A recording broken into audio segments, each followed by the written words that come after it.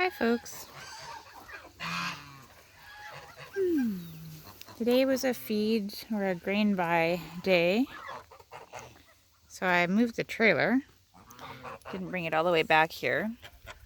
Because one of the things I'm going to be doing in the next couple of days, the next week, I don't know, next little while, is to take the plywood off the side of the woodshed here.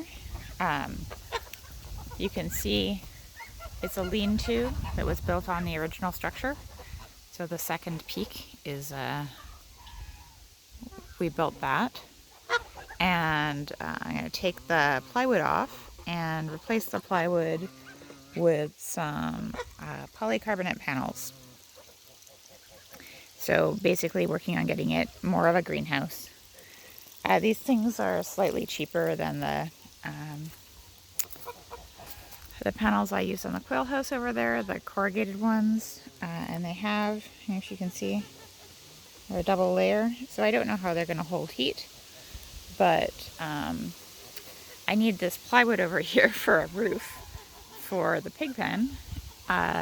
So I'm going to take that off, put the panels on, and going to build a frame for them because right now the plywood is providing stability, but these panels are not that strong. So that's on the list, and I wanted to get the trailer out of the way here. This morning, I was in here. I can't really tell from this side at all, but I was in here taking the thistles down, and I fed those to the pigs. The pigs actually ate them. I wasn't sure if they would, because obviously the geese are not eating the thistles. They've just left them. So that's awesome. I love it when my weeds get to go to good use.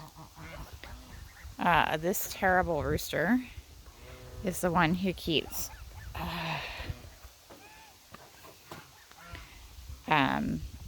he digs all the soil out of my pots and then the plants die.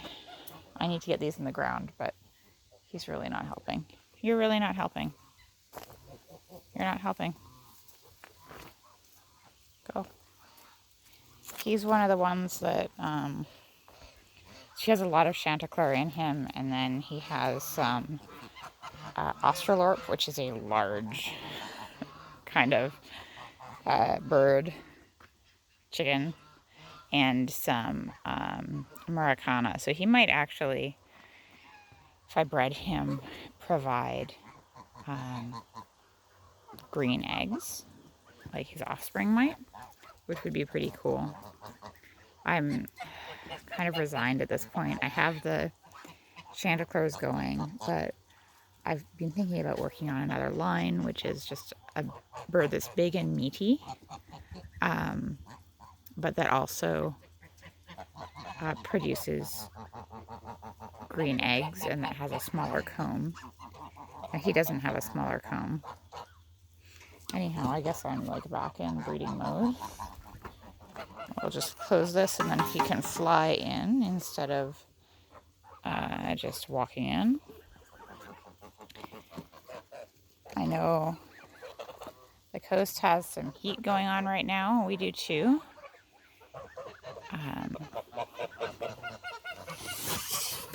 Oh, guys. It's okay. But we've had so much rain that the heat doesn't really, it's not making a difference here. I'm hoping that it'll maybe dry up my pond, which it's starting to look like it is. You can see that down there it's just a lot of mud now, a little bit of water. The pigs are also, it's good for them to have their wallow refreshed every day. At this point, it's starting to dry out. For a long time, I wasn't adding any water to their wallow.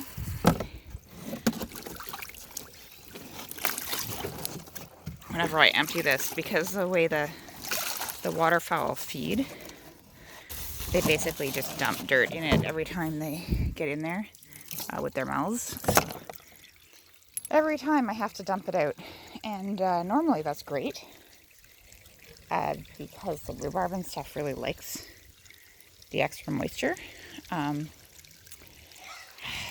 This rhubarb does not seem happy, and I don't know what's going on. Like, it's just started doing this in the last week.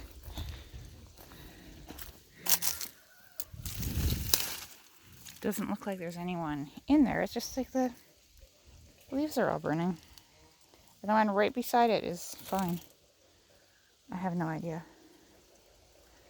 I didn't put anything on it. No idea. Oh, hi, mister. You know it's dinner time, eh?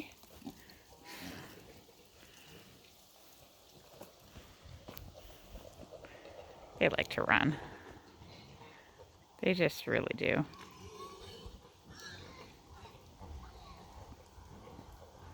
Oh, there's Ox. He thinks that Penny is in heat. I'm not sure if she is or not. He's making those noises. You can see these apples have started growing like real fast now that we're getting some heat, which is fantastic. I was worried. I'm hoping the Saskatoons will start ripening soon. Actually, let's come take a look over here. Oh, look. Looks like he's digging up on the other side of the fence now. This fence isn't actually attached to anything. It's just standing there waiting for me to put it up properly, incidentally. So there are some raspberries here.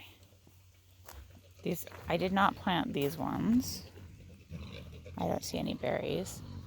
But I suspect that whoever built this planted them. I'm really curious about this building, honestly. I wish I knew. And this here with the white around the edges, that was also, that's the kind of thing that you plant. Agapodium. It's an invasive weed, but it doesn't spread that badly. I'm always wondering what this hole is about. It goes under, like sideways under the ground.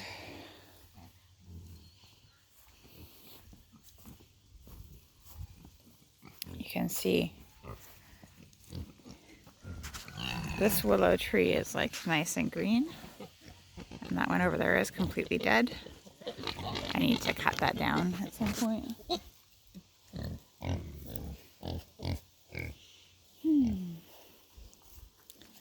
There's Sparky right there in the back. Hey Sparks, how you doing? She had babies that froze or died for some reason or another in beginning of April. So if she was rebred right away, she should be due, I don't know, soon, like within the next couple of days. She is looking around, but she's not looking imminent. So we'll see. Oh, here comes Hooligan. And babies. Oh, that's pretty great. Hey, Missy.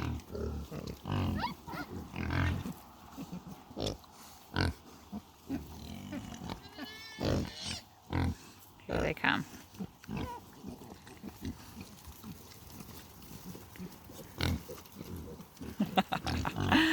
Oh, I love those things. Oh, and this guy is eating some of the thistles that I didn't quite throw over, like all of the scraps this morning. So I threw a whole bunch of thistles right here this morning, and you can see they're gone. So that's awesome. Awesome. Good pigs. What I was doing, though, was coming back here because I wanted to see if the Saskatoons were ready. We've had this heat. Things feel, oh, look at this. So we're not quite ready. They're kind of like a dark purple, not quite a black, but we're getting there. I didn't plant these. These are, I don't know if they're a wild bush or if they're a domestic type that was planted when this building was put here or by any ensuing owners of this household. A lot of people have owned this house over the years. Oh, look. That's Arnica. Looking super happy. Some yarrow over there. Oh, it's so pretty. I love this little corner. It's just so...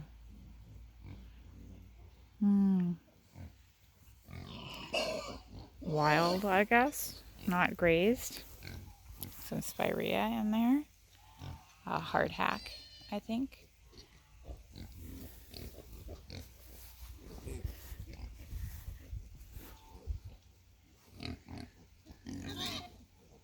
So yeah, we're oh, you can see actually up there, there's fireweed blooming. That's all that purple with the fireweed is a strip where we burned some old rotten boards. So the fireweed actually did grow on a fire spot. And closer by, you can't really tell, but beside that tree, kind of between Thea and that tree, there's a bunch of thistles, and that's from a spot that was not burned, but it had a bunch of boards lying on it. We picked those boards up and put them in the fire. So both of those areas, they were denuded at the same time. Like the soil was exposed on the same day because we burnt the wood. So the wood went into the fire, and then the fire burned down, and there was soil exposed. But different things grew in different locations. The fireweed grew on the ashes, and the thistles grew on the exposed, soil, which is really neat. Different plants really are predisposed to different conditions.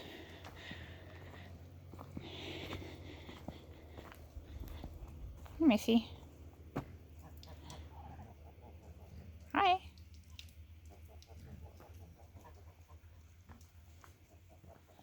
Hey, mister. I stepped on his foot this morning.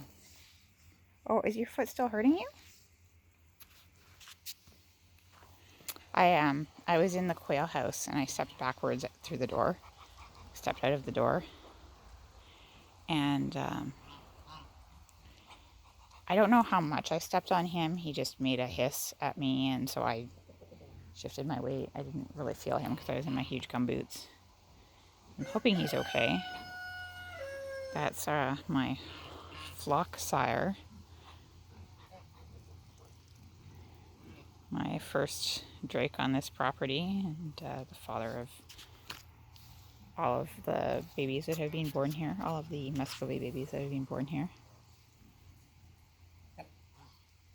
Ooh, the mosquitoes are coming out. Hi, puppy.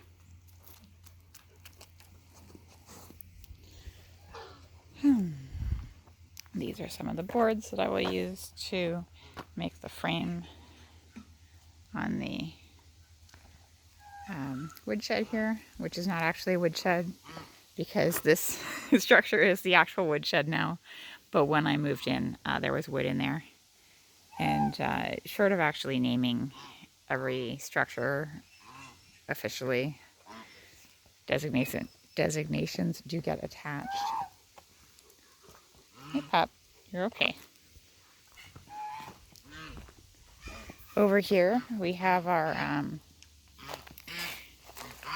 lounge quarters, which I don't know if you remember, I said I was going to try eating these buds.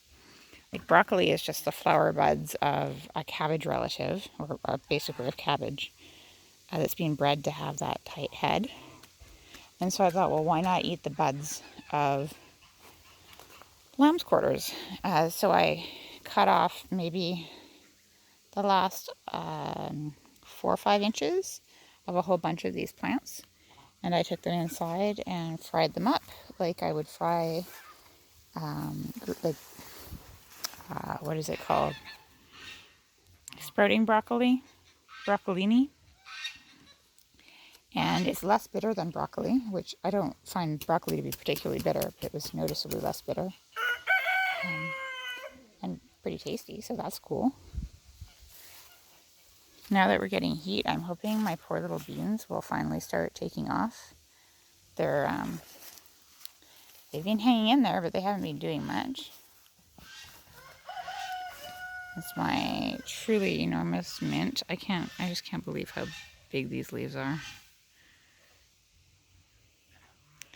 I need to take more, there's mint mixed in with lamb's quarters here, and I haven't decided whether I'm going to harvest that mint and dry it, and if so, how, or whether I'm going to leave it, like feed it to the pigs or the geese or ducks or whatever.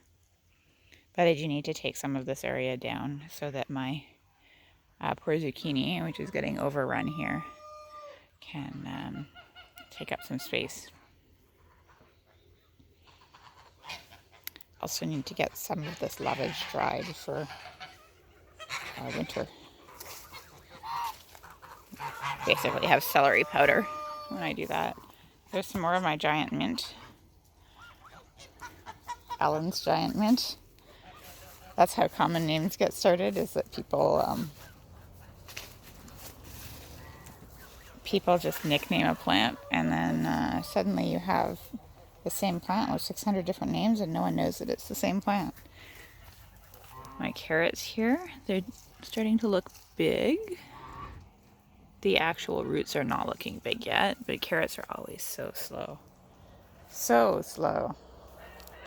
On the other hand, my tomatoes are doing well. I remembered to water the greenhouse.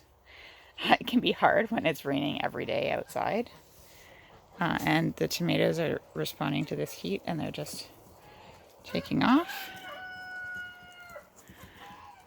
So I need to keep them wrapped around their little strings. And I need to keep taking these sprouts. Shoot, they have a name. How can I forget the name? Anyhow, I need to remember to keep taking them off, ideally when they're this age. Suckers. That's what they're called. Oh, I forgot that. Anyhow. And then just wrap them around. I don't even know which direction this was wrapping. So I guess we'll just wrap around this way. I have some, you can see actually, here there's some nice trusses of tomatoes, right, lots, and then there's a spot on the plant where they didn't pollinate, and then up here, more nice trusses. So my guess is that it was just too cold and wet for a while for them to pollinate. This guy, oh, I have so many feelings about this tomato. This is a new one for me this year. It's called Sugary Pounder. It's kind of marginal here. Like it's supposed to have really big tomatoes, and you know they're on their way.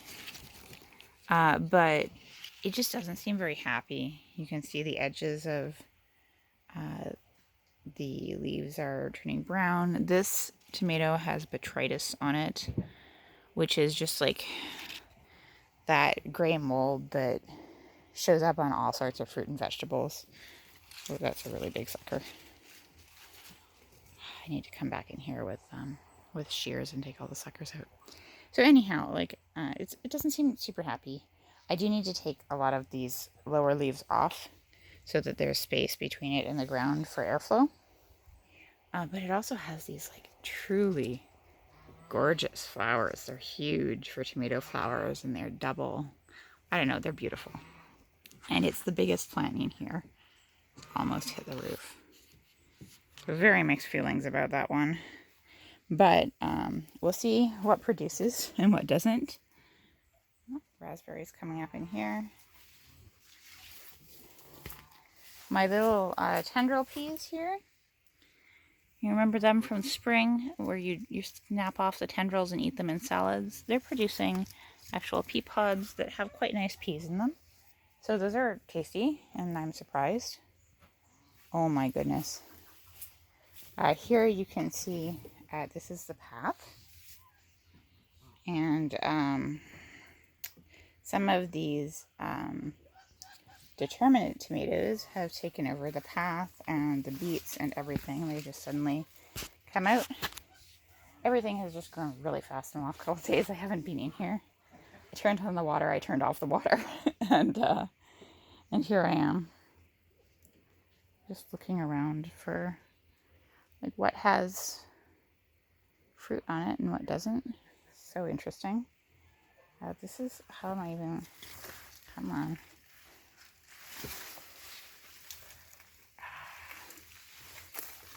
I need to, I need to come in here with clippers and trim those back, way back.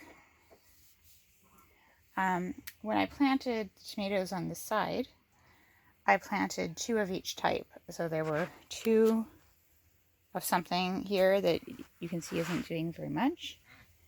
Then there were 2 of something here that you can see is like truly enormous. 2 of something else, and then 2 of something on the end. I think the one on the end was Manitoba. So, it'll be interesting to get in there, because these ones are actually flowering. It'll be interesting to get in there and see who is doing what. Here's another one with some beautiful trusses of tomatoes. Look at that. And then again a gap where like those kind of pollinated, but there's nothing really in between there and there. So I'm curious about all of that. And actually this one is showing a similar pattern. You can see not as big a truss, but some tomatoes, and then this one is, there's not much on it.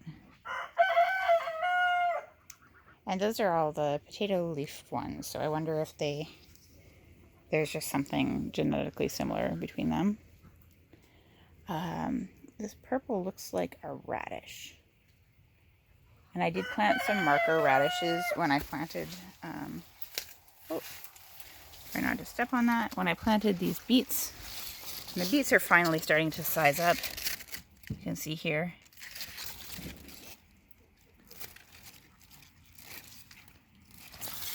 So at some point we'll come through and do a first harvest, and then I will come through and do a second harvest. And a lot of those will get pickled and canned.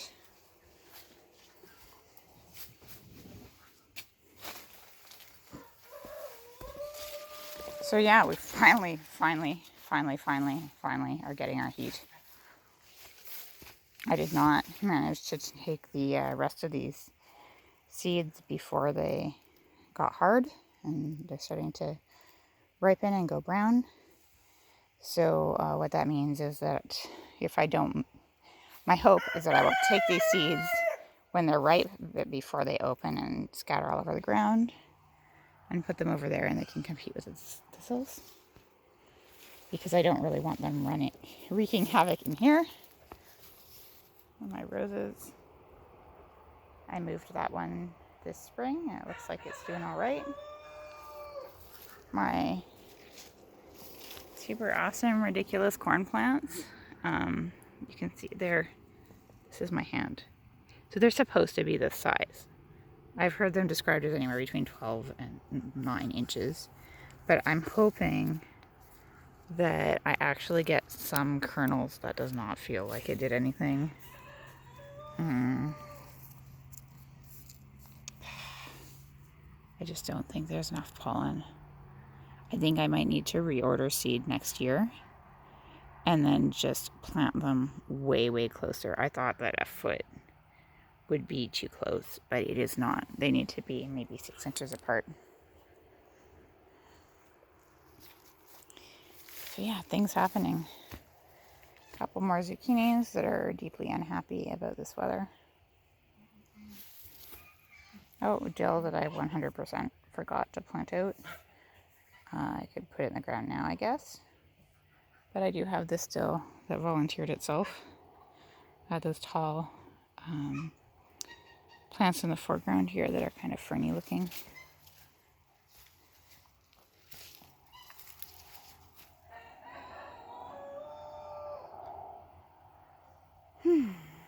Yeah. Actually, anything with greens, this is really big. Like, look at these dandelion leaves. That's wider than my hand. All that big. And borage. I just love the taste of those flowers. I like cucumbers. My squash is finally starting to think about going. I think it's a little late now, but hopefully we keep having some more heat. Usually it starts to cool off about halfway through August. So we'll see. And in the meantime, I'm waiting out. So this is a greenhouse, right? All of the water comes down to this point. It just pools here. Hasn't had a chance to dry off yet.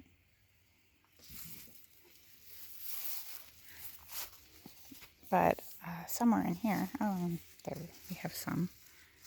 There will be raspberries at some point. I'm just trying to keep an eye on because I don't want the birds to come and eat them all before I get a chance to eat mine.